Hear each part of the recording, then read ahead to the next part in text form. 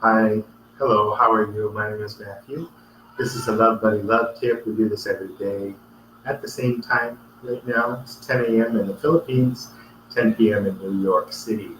Today's Saturday, July 13th, 2019, and the Love Tips are about how can we apply love to our everyday lives to have a better life, to have more joy, to have more happiness, to have more meaning in our lives, because there's no better foundation, no better center for our lives than love itself.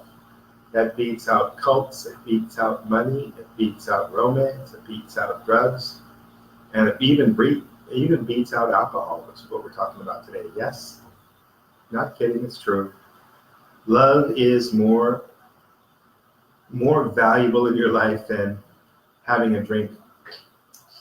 All joking aside, alcoholism is a huge problem, right? I mean, a lot of us have problems with drinking alcohol. I had a brother-in-law who's now divorced from my sister,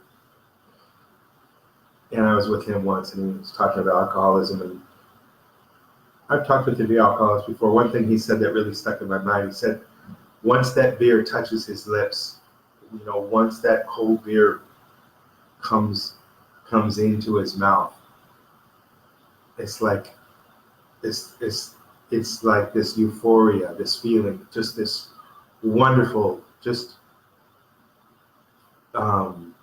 he didn't use the word nurturing, but that's what he meant to say. It was a kind of love to him. It's a substitute for love, but it was the closest he knew, because nobody taught him about love. He never learned about love. And most of us, where do you learn about love? Who teaches about love? I don't know. That's why we do this here.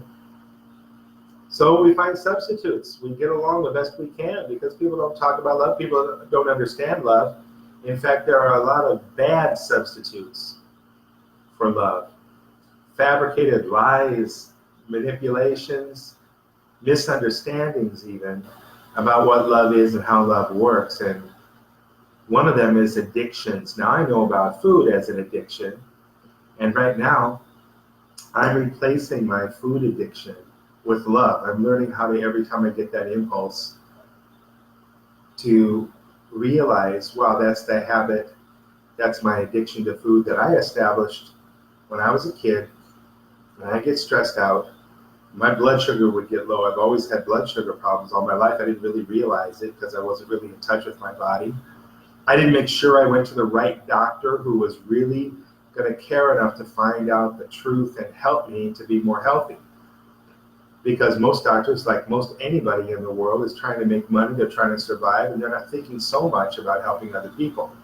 That's by far most people, but there are some really good people out there, and they are really helping, and they are really loving. So I developed this habit to where I became addicted to any, like carbohydrates, especially, available sugars.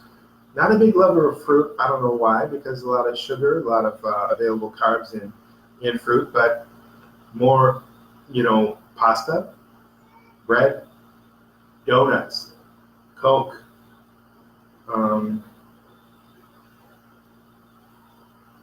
what else? Yeah, just snacks, snacks like pretzels and potato chips and Fritos and things like that. So anyway, I became addicted to this. I created a habit that every time I was feeling low blood sugar, which is a physical challenge, or stress, or just got over something and just want to celebrate, want to treat myself, it became a habit that became a natural part of my body's chemistry, where my body got used to, when you get this feeling, you medicate like this. And my medication was, a sugar surge, because my sugar was low and I was especially vulnerable to that. Now, some people are especially, I have a brother who's was a Coke, heavy Coke user, and also became kind of a pot addict because he had situations go on in his brain and he had to fall back on this habitual pot smoking. I'm not saying pot is wrong. I'm not saying anything's wrong. Do what you got to do. I'm not a doctor. But what I do want to say is we can get into these habits. We can get into these patterns. We can become an addict based upon our response, our a solution that we're trying to solve this feeling that we have, this frustration, this hunger, this desire, this panic. And I know that firsthand. And so my metabolism was really quick, really good until I was 25 years old. Then I switched from doing more manual labor. I had a carpet cleaning company, and I was doing the carpet cleaning myself, to more of being a computer consultant full-time and doing software, things like that. So my life became more sedentary. Also, my metabolism changed, getting older at the age of 25, and so I started gaining weight and struggling with different diets and things like that, struggling with different ways to lose weight. What was it? And none of it was love-centered, and it hasn't been until recently that I've really focused on love and seen love as such a good solution and shared that with others. It applies to alcoholism as well. Now, alcoholism can be a lot stronger, but also nicotine. I understand, I've heard research by scientists that said that nicotine is more addicting than even heroin.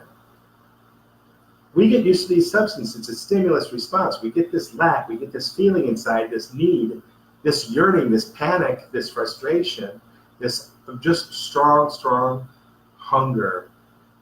And when we create this habit to where we satisfy that with our drug of choice. For some people, it can even be sex.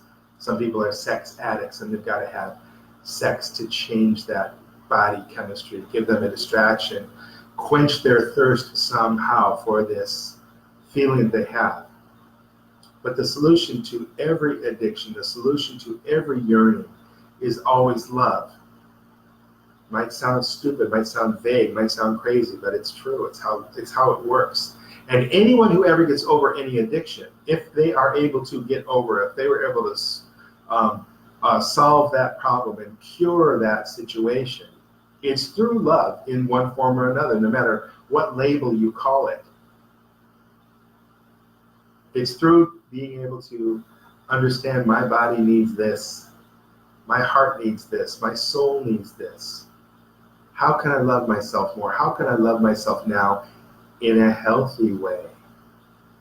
And once we develop a habit, which is what I'm experiencing these days of my life, and it's working for me, asking the question, how can I satisfy this urge? I used to do this all the time, and look where it got me. Got me overweight, make me a type 2 diabetic, created numbness in my extremities, created a lot of back pain that I've got if I don't watch myself.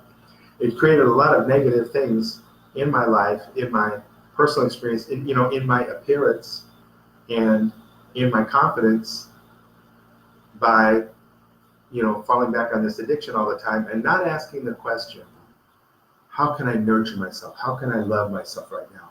This impulse that I'm getting, this hunger, this desire, this craving that I'm feeling for this substance, like I said, for me, it's food. For an alcoholic, it's alcohol. You're craving that. Your body's used to it. Your body gets a taste of that. And it can feel a little bit euphoric, or it can feel like, well, that's what I needed. But shortly thereafter, the problems that substance causes in life, become very clear. And the hunger comes back. We never really cure that. And something like, being an alcoholic and getting drunk, we lose our job, we lose our family, we lose everything, live on the street. If you're like me and you've fallen back on food, you lose your health, you lose your self-respect, you lose your confidence, you lose the feeling in your fingers and your toes. These kind of things can occur. You lose your wardrobe, got to buy all new clothes, and you lose your desire to look good, because no matter what you wear, you still look fat. So you lose all these things if you don't ask this question. How can I nurture myself? How can I love myself now in a real way? And you build that habit. And when we indulge in our addiction, when we drink that alcohol, for example, a lot of times it's just completely unconscious. I know that I realized 10 minutes into picking out of McDonald's, wait, what am I doing? I'm not supposed to be doing this. I just would go unconscious and black out. I didn't know what I was doing until I was well into the meal. Because your body craves love. The body craves nurturing. It needs this attention so bad that we even black out and we indulge. Because we don't have faith, we don't believe that anything else is going to work. And definitely deprivation usually doesn't work, does it? Cold turkey can work sometimes, but usually not, because what do we want? We don't really want that substance, but we want the feeling that we get from that substance. We want that feeling of nurturing. So when it comes to alcoholism, if there's a cure, if people can cure, if people can help that, the way they always do it is realizing that there's love that's needed and wanted there, and nurturing oneself. What could that be? Go get a massage. Sometimes that feels very nurturing. Go get some cold drink, something healthy, some fruit juice. For everyone is something different. These ideas might sound ridiculous to some people, but if you're in touch with your heart, if you're in touch with yourself, if you're studying love, if you're understanding love in your life, you're going to know. You're going to find out. Wait, all I need to do is this. And that's what I'm finding out. That's what I'm learning. And that's helping me to get healthier and to lose weight. To cure diabetes too, which people do all the time, from eating right. But if you have an addiction, like an alcoholic has an addiction to alcohol, you've got no access to that. You don't know that until you get this information. Wow, this is all I needed, this is all I had to do. It's a love tip. It's about how to use love in your life, even when it comes to something like alcoholism. There's 12-step programs. There are other programs that people use. The parts of those programs that work, I guarantee you, are going to be love-based if they're going to work long-term. They're not about disempowering you. They're not about you feeling bad about yourself. It's all about you knowing, respecting this need for love that we all have, love and nurturing, and finding a healthier way, a more loving way to satisfy that urge to love ourselves when we get that feeling, when we get that urge, when we get that panic inside, that desire, that very strong feeling of need. Okay, so that's it from there. It's about alcoholism and love. How can we make ourselves better? How can we deal with addictions through an awareness and a consciousness of love? Okay, thank you so much for listening. I hope you're having a wonderful life. I hope your life is filled with love. I love you. Come back every day. We've got love tips. Tomorrow, 24 hours, about 23 hours and 45 minutes from now, we're going to have a love cast, and we're going to go more into detail about some aspects of love. That's going to be about 45 minutes, 30 minutes, somewhere in there. Thanks so much for listening. We'll see you tomorrow. Hope you're having a wonderful day. Bye-bye for now.